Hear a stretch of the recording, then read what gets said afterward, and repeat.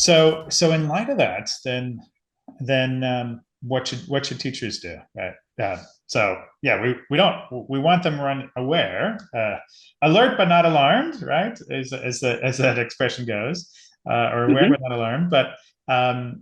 But we know there's, especially here in Australia, but it's a global phenomenon. There's a drastic shortage of teachers. So AI seems like the fantastic solution to solve them with their with all their assist them with their administrative and other activities and creating plans for their courses, but also to for the students to develop more of that one-on-one individualized learning, and that study after study has shown that that's how people learn and retain. So yeah, so what should teachers do, Yeah. and how do they juggle all this?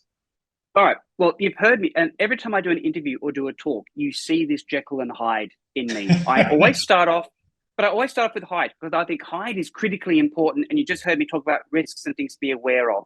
Now that you've seen my Hyde, I'm going to be releasing my full Jekyll, which Oh, is okay. so awesome and it's worth doing because, as you said, these are brilliant tools. They are fantastic time-saving tools. In Australia, we are actually better positioned than many countries to utilise them. We have been focused in Australia for years in our K-12 institutions on the importance of critical thinking. We don't want to learn by rote. We want to get the students understanding. We want them, let's just talk about the stereotypes for a second, but yes, we're going to talk about Bloom's. We want them to be up the top and the creating, the higher order elements, right? And the great thing that we've positioned our students that way is we have made them perfect for this AI revolution because they are already being taught how to critically evaluate. They're already being taught how to validate, verify, quantify, and transform.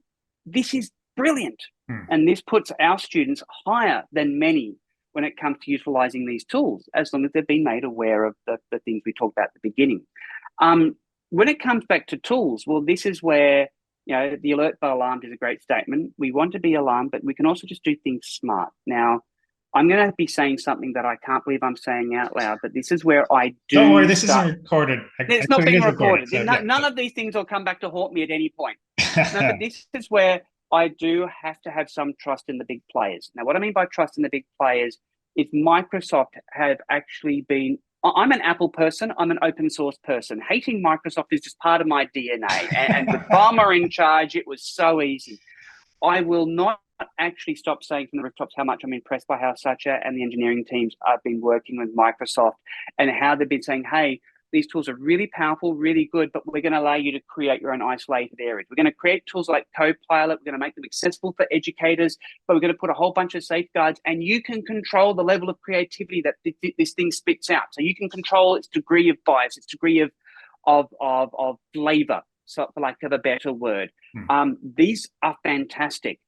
Apple are also moving towards AI. They're doing it very slowly. They're doing it cautiously. Apple are renowned for not being first to market, but by trying to be right to market. I'm not here to say Apple is better than anything else. My point is that you should always read your terms and conditions. We all say that, and yet nobody does. And we'll be honest on that. So what I have been doing is having to have a degree of trust in the larger companies. I did not trust OpenAI at all at the beginning, and it turned out for good reason. Not that they're a bad company. Again, careful how we position. But they made lots of mistakes. Yeah. And they've learned from those mistakes, and they now have a more informed board, and they're trying to move a bit slower. But when I deal with the larger companies, I feel safer. So, when companies, and I will happily say, Edalex is part of it, and Microsoft and Google and, all these companies, if you're working with brands that you can trust that have proven their intent and proven their capability, then that is always where I'd recommend you start, especially back to the joke I made earlier. If you're not that kind of person who's good at being that first, who's good at critical thinking. And secondly, make sure you teach your students. There is so much up there. When we first banned it, and again, I've already come out and said I die on the hill saying that was the right thing to do, it didn't stop students from using it. In fact, and we all of a sudden saw inequitability in the market because private schools started doing more with it first, and now state schools didn't have access to it. This university did, but that one didn't. We started seeing inequity in the market. So students went, I don't want to wait for you to make me equitable. I want to have the same experience everybody else does, so I'm just going to do it anyway. We can't stop that. Right. And anybody who thinks they can, is the same person who says, oh yeah, we're going to lock down our wireless network at the organization because that way nobody will access things that they're not going to. And they forget that every student just does this. Like, again, we've gotten a lot smarter over the years. And our leaders, thankfully, as a whole, can't say for all of them, but as a whole, we have gotten a lot smarter. So we can't ban. We can be reticent. We can be conservative. We can be informed. But then we also have to ensure that we teach our students. And that, again, comes back that I think our students in Australia are right up there because of our focus on critical thinking. So now we just have to provide them the same kind of talk I'm giving you now. It's like, okay, how do I evaluate an AI tool? How do I understand the risks of these tools? And then great, off you go. And if you're not sure, just, if you think it's safe, great, use it. If you don't think it's safe, don't use it. And if you're not sure, ask. I mean, it's stupid 101 stuff, and yet we're not enforcing it. So that's really kind of where I try and sit on it. But any idea of I'm just going to tell them no, and if they don't, I'll say no again. Look, that's not going to work. And let's finish off this ramble on this last point. I think this is important. Over the last year and a half, we have had numerous analogies to where are we in the world. And I've heard so many people go, AI is the next calculator moment.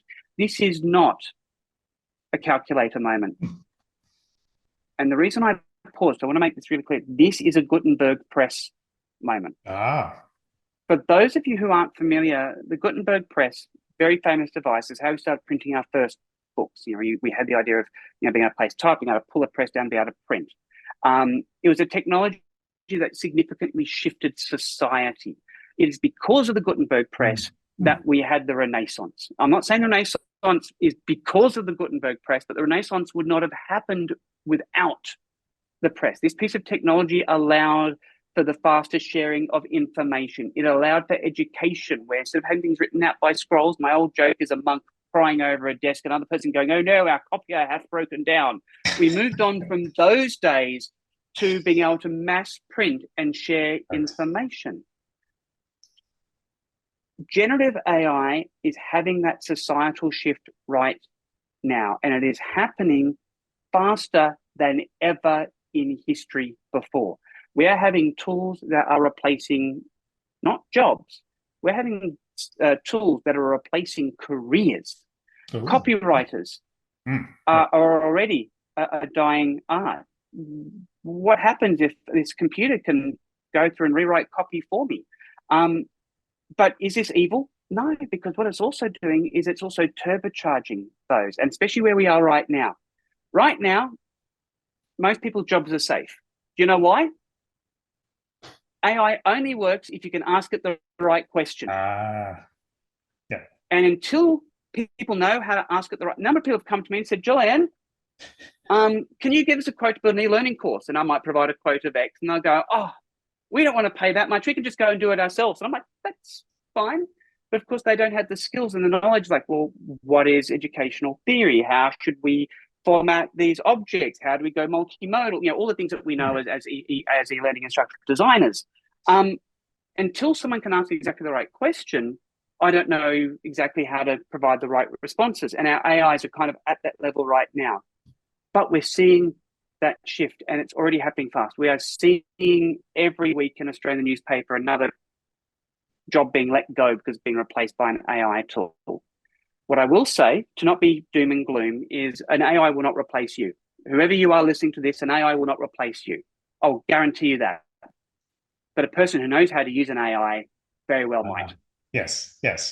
Which is a similar, and while it doesn't have didn't have the same impact, but the whole question of, well, if my content is in the LMS, then do they still need me as a teacher? Or if my lecture is recorded, am I going to be replaced by that lecture capture system, right? So, yeah. And let me make this personal, because this is one of the reasons I joined Quizizz. And I did, again, I don't mind saying this out loud, I stressed it down. Like, I don't want to be here to say, hey, buy our product, this is awesome. This is not the intent of this conversation. What attracted me to this company is I think they have the balance right. See, what Quizizz does is it's there to not replace the teacher, it's there to augment.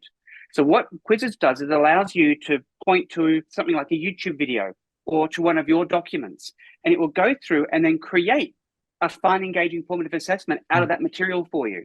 Or I can say, actually, here's a quiz that I've written in multiple choice questions. My students aren't resonating well with that. So can you go through and it will actually change it into different question types, maybe matching and something Wow. else. Or I can say, take this quiz, but do this quiz in the tone of William Shakespeare, and it'll take your questions and rewrite all these things we're seeing.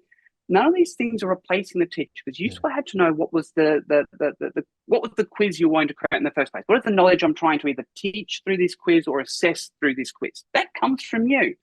But where it used to take you maybe half an hour to go through, build it, this thing now might go, oh, great, you put the lesson plan in, it spat it out, and you've just iterated 3 or 4 questions.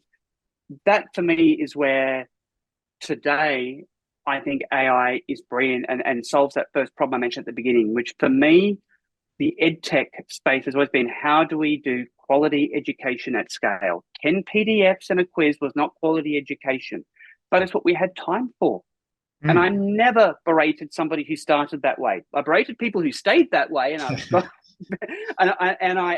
thonged them very hard. But I've never berated anybody who started that way. And the same with AI. Like, where do we start is one thing, but how do we use these tools? Well, great. I can now take it and take a resource that I've got and say, actually, can you break this down into lower order thinking? Or can you actually give me 4 other examples of this, but in a different way? Right. And that is huge for us as educators and allows us to focus on what we want to do, which is more quality time with our students. And that is the moving from doom and gloom to the good stuff. If you're not using AI right now to differentiate, to help provide multimodal, I'm going to throw out some fantastic tools that I use, things like 11 Labs. It goes through and takes any document that turns it into my voice with tone and passion and the intonation. You could not tell it wasn't me unless I was talking right next to it. I used another tool called Hey Gen, which I can take anything, any script I put into it, and it generates a video of me. And if you haven't, just again, Google Hey Gen. It's both exciting and terrifying at the same time. But I have used that to create videos of instruction material in Spanish. I don't speak Spanish. Right. But I used an AI to generate the Spanish. I then put it into Hey Gen, and it created a video of me talking in Spanish that you could not tell was not me. That I find is enabling me to provide better education than I could have before. So yeah, that's where I think that the excitement is, and where that social shift is coming from. It's enabling us to do more, as long as, again, we make sure we find the right balance. Right. Well, and having seen the video of you speaking fluently in Spanish and then jumping to German and then Mandarin, so and all languages that you have no knowledge of is both exhilarating and awe-inspiring, but also terrifying.